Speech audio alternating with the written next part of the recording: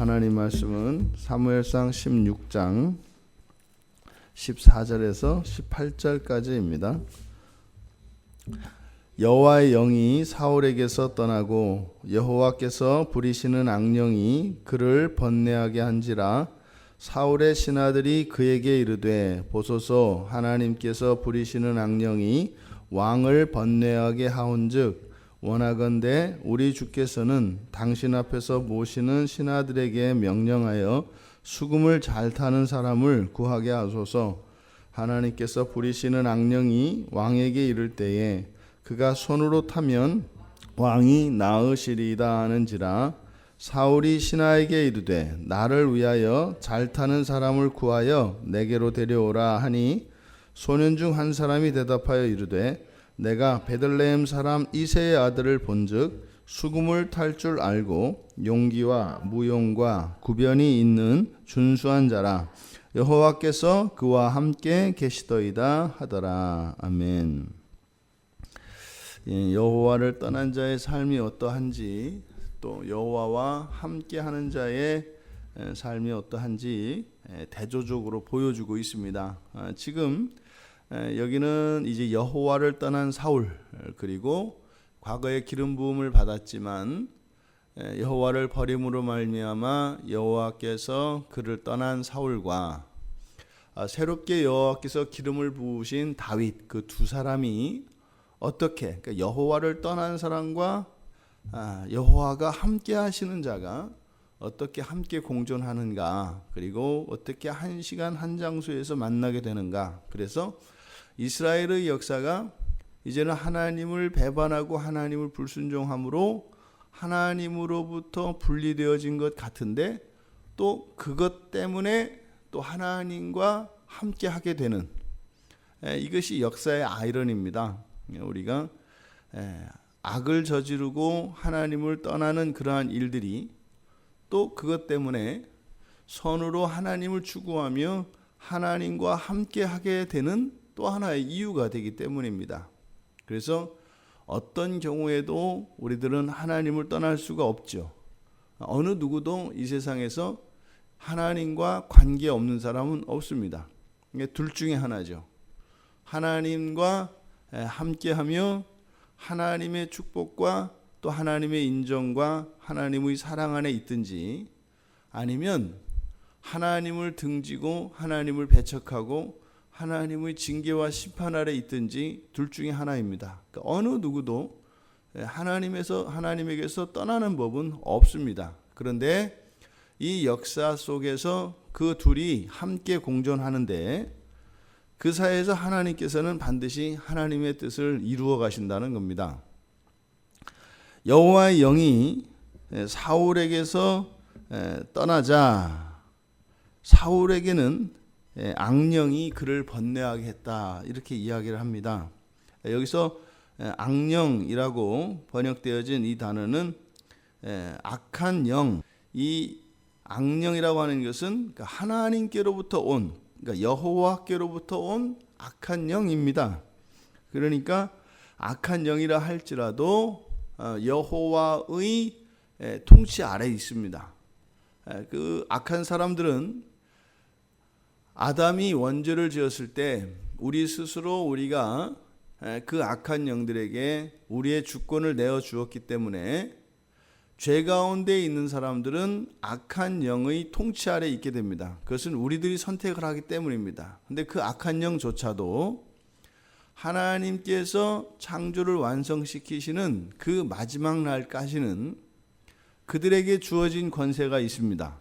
물론 그것은 하나님의 용인 하에 이루어지는 것이죠. 그것은 하나님이 무기력하셔서가 아니라 오히려 그 사람들이 죄를 지음으로 악한 영들에게 우리의 주권을 내어 맡김으로써 그 죄는 하나님으로부터 멀어지게 하지만 그 죄로 인하여 우리들을 거룩하게 하시고 죄로 인해서 우리에게 온 그런 부패와 오염의 문제를 오히려 고치시고 갱신시키시고 회복시켜 가시는 그런 도구로 사용을 하십니다. 그 악한 영, 여전히 여호와의 통치 아래 있는 그 악한 영, 이 악한 영은 하나님의 거룩한 영과 대조가 되죠. 사울이 번뇌하였다. 그러니까 그 악한 영이 사울을 번뇌케 했다. 이 말은 두렵게 하다, 놀라게 하다, 이런 뜻입니다. 그러니까 사울이 사무엘로부터 이제 여호와께서 당신을 버렸습니다 라고 할 때 이미 그에게서는 여호와의 영, 여호와의 거룩한 영이 떠났지요. 근데 3장에서는 그 뒤에 15절에 보면은 하나님께서 부리시는 악령이 왕을 번뇌하게 하온즉 이렇게 하고 16절에 가보면은 또 이제 신하들이 그렇게 하나님께서 이렇게 하는 것을 어떻게 이것을 이 문제를 해결할 것인가 하면서 다시 한번 16절에서 하나님께서 부리시는 악령이 왕에게 이를 때 하면서 하나님께서 부리시는 악령이 왕을 번뇌하게 한다라고 하는 것을 사울만 느끼는 것이 아니라 신하들도 15절과 16절을 보면 이미 신하들이 보아도 그것을 알 수 있었다는 사실을 우리가 알 수 있습니다. 그러니까 사울이 사무엘과 헤어지고 난 뒤로 사울의 생활에 이 악령이 그를 번뇌하게 하는 일이 일어났는데 그것이 영적인 의미로 보면 이 악한 영이 사울을 덮어서 사울로 하여금 그 두려움에 휩싸이게 했고 또 신체적으로 보았을 때 일상생활 속에서도 사울의 삶이 그 내면에 있는 그 불안함과 그 두려움 이것이 생활 속에서도 나타났던 겁니다. 그러니까 이런 걸 귀신 들림 현상이라고도 하고 또 이것을 정서장애라고도 하고 심리적으로 말이죠.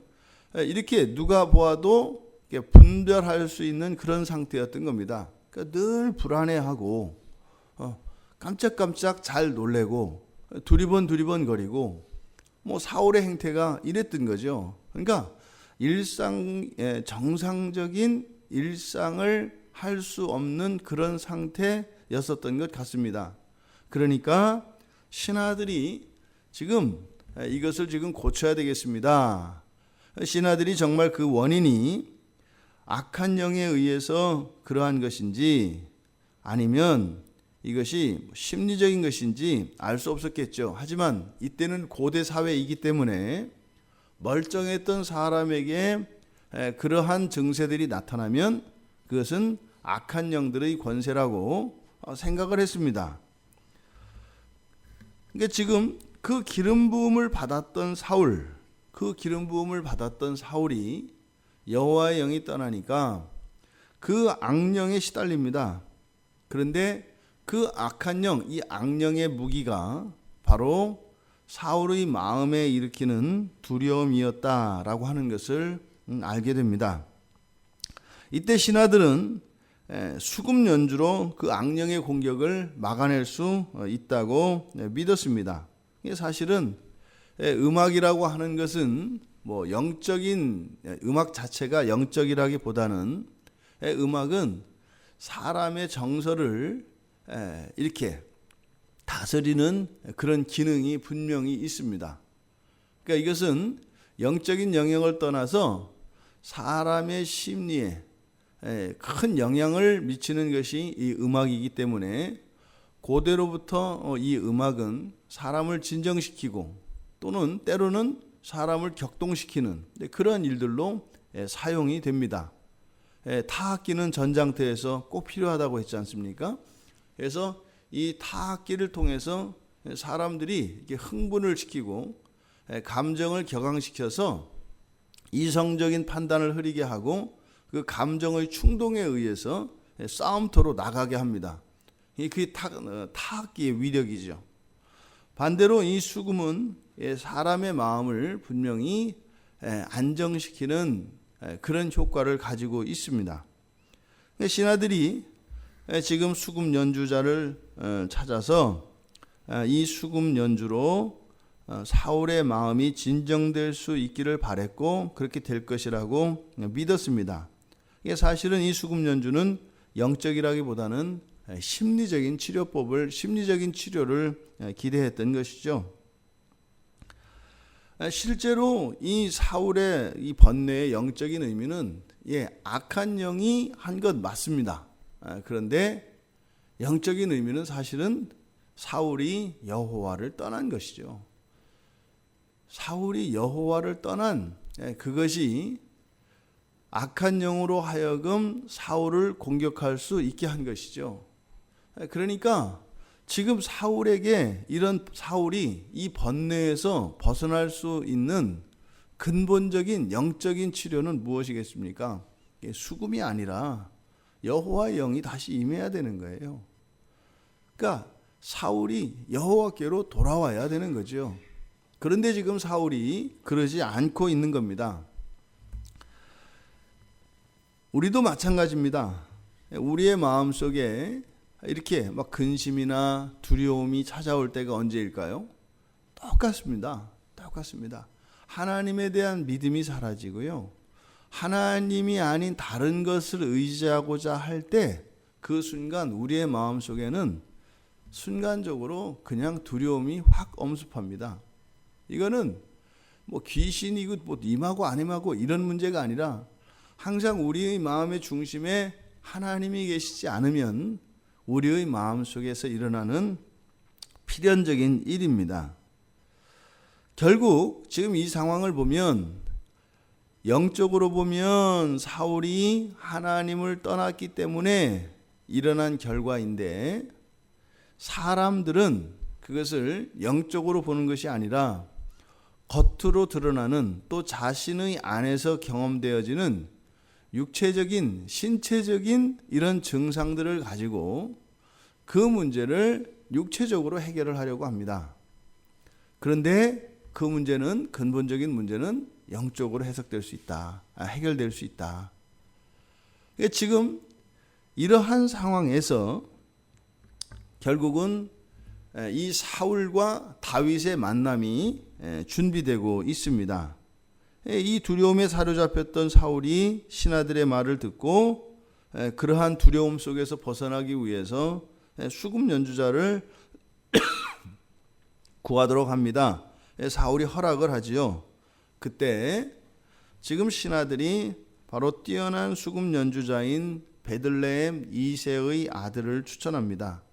그러면서 그 아들 가운데 한 아들이 용기도 있고 무용도 뛰어나고 구변이 있는 아주 준수한 자로 여호와께서 함께 하시는 자라고 소개합니다. 그러니까 지금 다윗에 대한 소개는 무엇이 있어요? 이 두 개의 모든 해결책이 다 있습니다.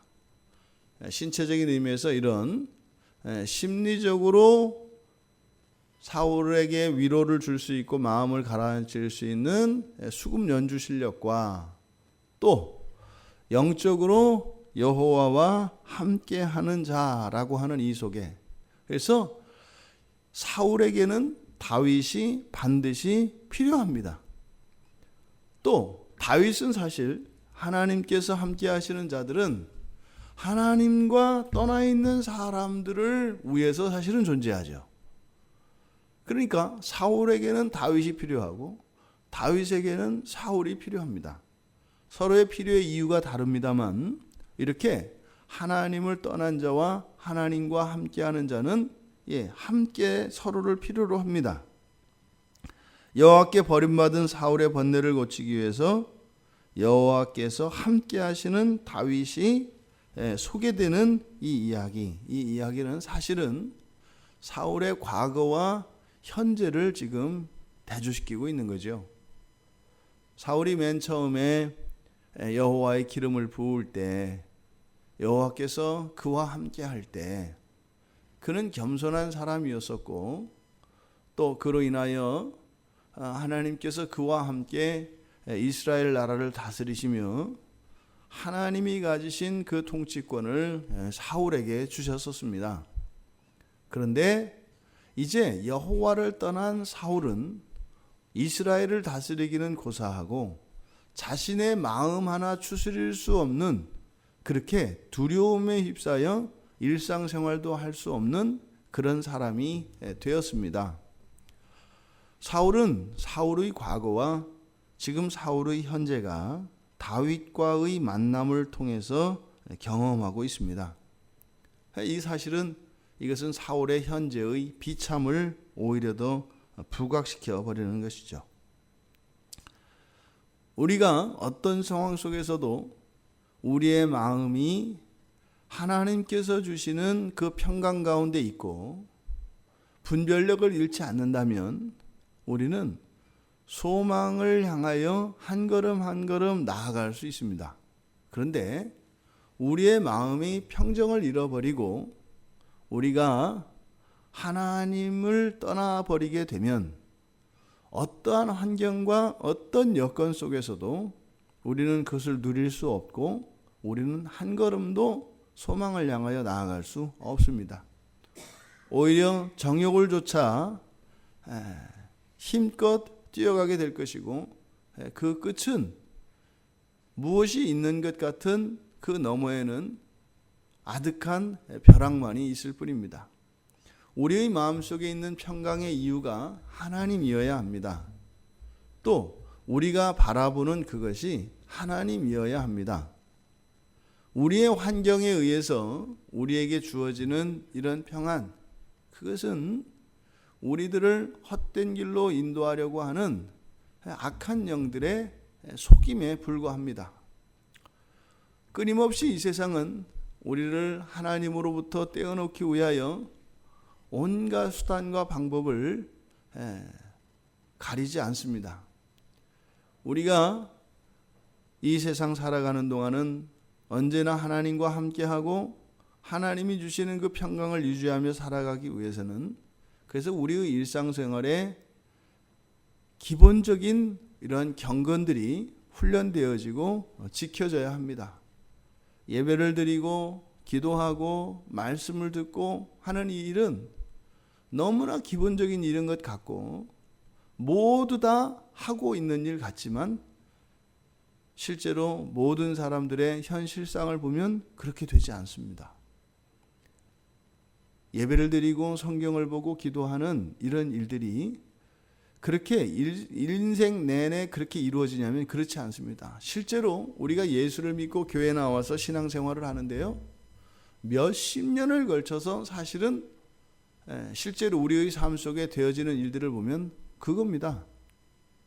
예배 드리고요, 성경 보고요, 기도하고요.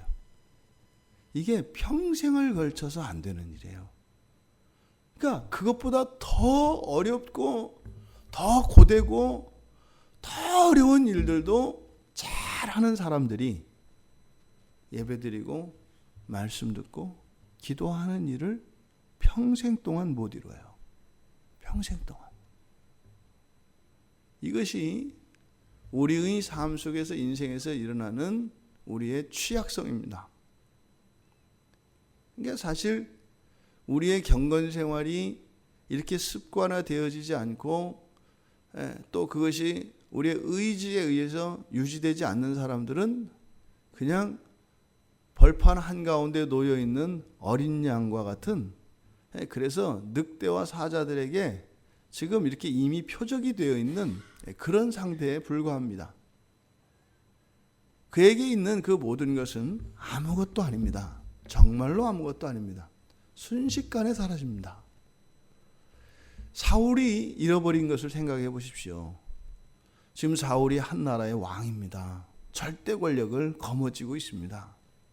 그런데요, 마음 편한 자리가 없고 마음 편한 그 시간이 없습니다. 이것이 하나님의 보호를 떠났을 때 일어나는 일입니다. 이 일은 오늘날 우리의 삶 속에서도 동일하게 일어납니다.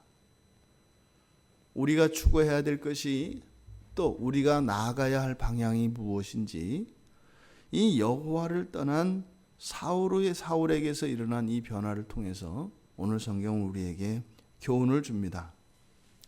평생에 여호와께서 함께 하시는 여러분 모두 되시기를 바랍니다. 평생에 여러분의 마음속에 여러분들의 마음을 평안하게 하시고 어떠한 환경 속에서도 그 하나님께서 이루실 그 마지막 날의 완전한 평화를 향하여 여러분들의 인생의 단 한순간의 시간도 또 여러분들이 가지신 어떠한 힘과 자원도 허비되지 않고 그곳을 향하여 나아가시는 복된 여러분들 되시기를 주님의 이름으로 축원합니다. 하나님과 함께하며 온 이스라엘을 다스리고 이방을 정복하며 승리 가운데 이끌었던 사울과 지금 여호와를 떠나 불안과 두려움에 쌓여 자기 자신의 마음 하나 통제하지 못하고 두려움에 벌벌 떨고 있는 이 사울을 바라보며 저희들 자신을 돌아봅니다. 하나님과 함께 할 때 저희들의 마음이 전심으로 하나님을 의지할 때 저희들에게 임하던 그 평화, 하나님을 의심하고 또 하나님이 아닌 다른 무엇을 의지하며 바랄 때 저희들 마음에서 일어나는 많은 걱정과 염려, 불안과 두려움, 우리들이 나아가야 할 바를 오늘 말씀을 통하여 가르쳐 주셨사오니 하나님, 저희들의 마음이 온전히 하나님께 집중하여 하나님이 주시는 그 평강으로 저희들의 그 완전한 구원을 이루어 주신 소망을 향하여 살아가는 저희들이 될 수 있도록 축복하여 주시옵소서. 감사하며 예수님의 이름으로 기도드리옵나이다. 아멘.